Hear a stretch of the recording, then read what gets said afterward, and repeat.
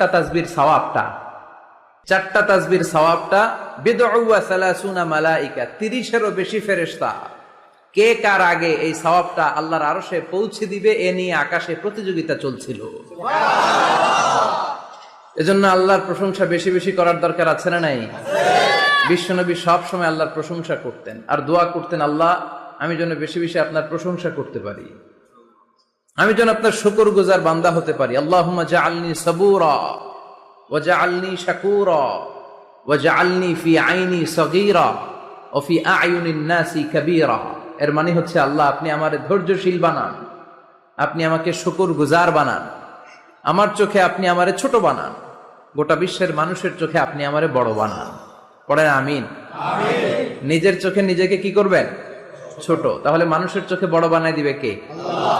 আর নিজেই যদি বলেন আমি বড়, ফেরাউনের মতো আনা রব্বুকুমুল